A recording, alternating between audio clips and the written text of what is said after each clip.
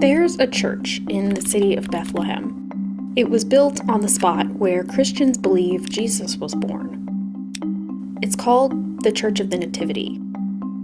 If you consult UNESCO's list of World Heritage Sites or ask travel expert Rick Steves, both will tell you that the church is in Palestine. But when a question about the church's location came up during a round of Jeopardy in January 2020... Built in the 300s AD, the Church of the Nativity. What is Palestine? No. What is Israel? That's it. That answer set off something of an internet firestorm.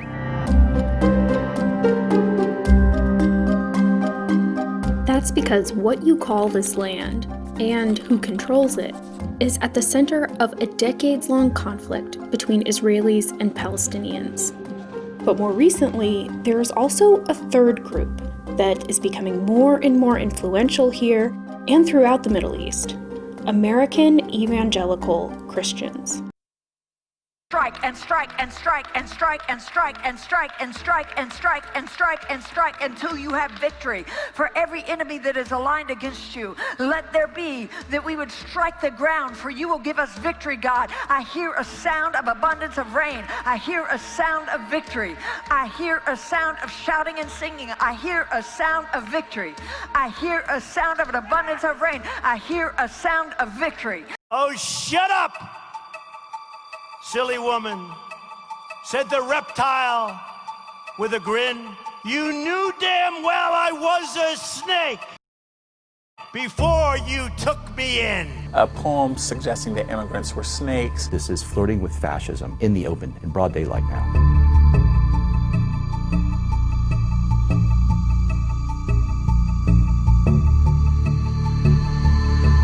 Victory, victory, victory, victory, victory, victory, victory. For angels are being released right now. Angels are being dispatched right now. Hamanda aka ata raka teda baka sanda ata ambo osa kata rite eke banda ata rike didi ashata. For angels have even been dispatched from Africa right now. Africa right now. Africa right now. From Africa right now. They're coming here. They're coming here. In the name of Jesus. From South America. They're coming here. They're coming here. They're coming here. They're coming here. Today, evangelical Christians are one of the most politically powerful voting blocs in the United States. And in the Trump administration, they've been given unprecedented power. They've turned support for Israel and hostility towards its enemies into core tenets of conservative ideology. Lebanese security forces fired tear gas and water cannons to disperse angry demonstrators near the U.S. Embassy outside Beirut. Hundreds of thousands of Palestinian refugees live in the country, where many fled after they were expelled from their homes after Israel's founding. National protests against Trump's decision also took place in Morocco's capital of Rabat and in Egypt's Cairo. Jerusalem is Islamic and Arab, and Trump's decision is invalid according to the international laws and in accordance with UN Resolution 181. How can Trump make an invalid decision? The decision is void and false. During a visit to Paris Sunday, Israeli Prime Minister Benjamin Netanyahu insisted that Jerusalem has always been the capital of Israel. Paris is the capital of France. Jerusalem is the capital of Israel. This is a memo that describes how we're going to take out 7 countries in 5 years, starting with Iraq and then Syria, Lebanon, Libya, Somalia, Sudan, and finishing off Iran. The greatest threat to the world today, in my view, is nuclear weapons in the hands of a radical Islamic regime like Tehran. The nuclear archive that we uncovered recently proved that Iran lied to the world about its nuclear weapons program. And I believe now is the time to apply maximum pressure on Iran to make sure that their nuclear program doesn't go anywhere. For evangelicals, the most important of the Bible's prophecies is the second coming, when Jesus will return to earth.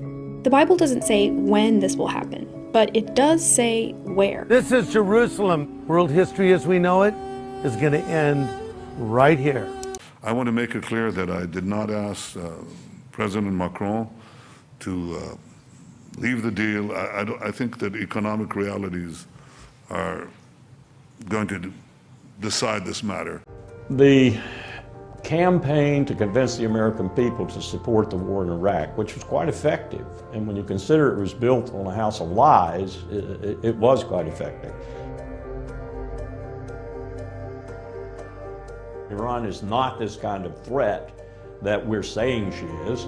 They don't even have nuclear weapons. Israel is sitting on top of 200 or 300 nuclear weapons. It may deny it all day long, but it's got nuclear weapons. So Iran does not have nuclear weapons. And in my consideration, it stopped trying to build nuclear weapons early in the 2000s. I think there's a real problem in this country right now with the fact that we've been at war for 17 years. And a big part of those policies is rooted in how they interpret the Bible. In 2016, more than a quarter of all U.S. voters identified as white evangelical Christians. One of the primary differences between evangelicals and other Christians is their relationship with the Bible. Conservative evangelicals believe that the Bible is literally true. Sarah Posner writes about religion for a bunch of different publications. Many of them believe that the Bible is sort of this prophetic roadmap for modern life, that events described and prophesied in the Bible will become true. The Bible is the most historically accurate book ever penned. The Bible is the one book that dares to predict the future with 100% accuracy. Fest, that's an interesting word. It comes right out of one of the most vile Nazi propaganda films of all time, The Eternal Jew. And that language of infestation and the image of vermin and rats specifically comes from a very specific place, and we need to be on guard for that. If you listen to the rhetoric from the president, you would think that every person of color is somehow a gang member or ready to rape and to kill and to plunder. They're bringing drugs, they're bringing crime, they're rapists. And that's simply not the case. Well, Israel is one of the loudest voices calling for a tougher line on Iran's nuclear program, but Israel's own nuclear capability has never been put to inspection.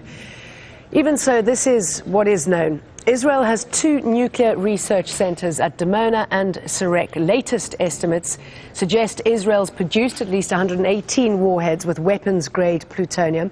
The Jericho ballistic missiles are capable of carrying such weapons. The Jericho 1, which is now obsolete, had a range of 500 kilometers and could carry a 20-kiloton nuclear warhead. That's 20 times more powerful than the U.S. bomb dropped on Hiroshima in 1945. The Jericho 2 has a range of 1,500 kilometers. It could just reach Iran and is believed to be able to carry a 1 megaton nuclear bomb. That's 1,000 times more powerful than the Hiroshima bomb. And it's thought a Jericho 3 is now being developed, able to travel around 5,000 kilometers, bringing all of Iran and Europe into its range. Politics, unfortunately, is often theater. I don't see this as theater, as you described, Senator Cruz. I see this as the real world. I sit in a position on this committee where I often follow Senator Cruz, and I often have to throw out my entire plan for what I was going to say because of what he said. But I have never had an experience quite like this one.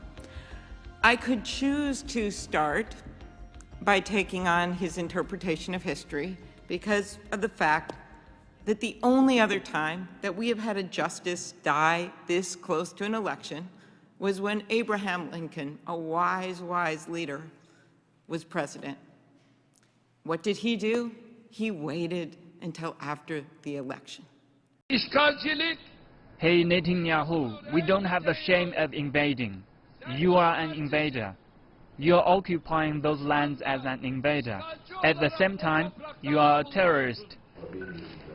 The Arab world has been strongly condemning the actions of the Israeli army, at the same time demanding an investigation into the killing of 17 Palestinians. But Israel has rejected calls for an inquiry and defended its soldiers, alleging that some Palestinian protesters have fired at soldiers and hurled firebombs toward the border. Tens of thousands of Palestinians have been gathering along the border, and over 1,000 of them were wounded in Friday's clashes. Well, thank you all for being here, and it is my great privilege to be on my second visit to Israel as Vice President of the United States, but to have the honor to welcome Prime Minister Netanyahu. To translate memory into action, and you are translating into action. President Trump and you are standing against the worst manifestation of anti-Semitism, and that is the call of Iran to wipe out the 6 million and more Jews of Israel. You spoke about it clearly today, and you act clearly every day. His audience, the Republican-controlled Congress, the president's fiercest critics. The days when the Jewish people remain passive in the face of genocidal enemies, those days are over.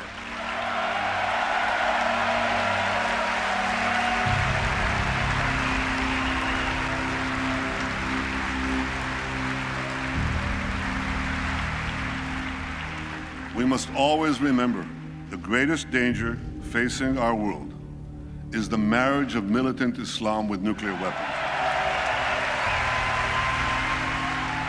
There was no other time when the Israeli Prime Minister let himself be so deeply involved in American politics, redrafting American politics against the American president. America's founding document promises life, liberty, and the pursuit of happiness. Iran's founding document pledges death, tyranny, and the pursuit of jihad. Netanyahu did an end run around President Obama today. Thank you, America. Thank you. With even some Democratic supporters of the president calling the speech powerful, and Netanyahu did not mince words about U.S.-led nuclear talks with Iran to bring relations between Israel and the White House to a new low. President Barack Obama's anger was no secret. They seem to hate each other. This was the height of the White House's animosity towards Netanyahu. I think they viewed this almost as a usurpation, as a coup d'etat, and they were livid. It was a direct attack on his foreign policy legacy. He very much wanted to recast the United States as a friend of the Islamic world. Part of that narrative is that we've been associated with Israel too closely. Obama summoned the press into the Oval Office. Barack Obama is furious. Everybody's all set?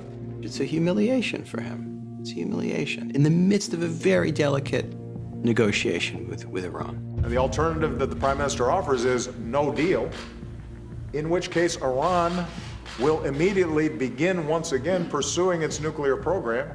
The president was angry. He thought this was an affront. Without us having any insight into what they're doing. And it was deliberate, and he wasn't going to try to make nice and pretend it wasn't what he thought it really was. All right. Thank you, guys. As a young man, 21 years old, I went to war in Vietnam. I went to a war that was built on lies. As an older man, I was chief of staff at the State Department and watched another war unfold, built on lies, the war with Iraq. Now we are getting ready to go to war with another country, Iran, on another house of lies. We need to prevent that.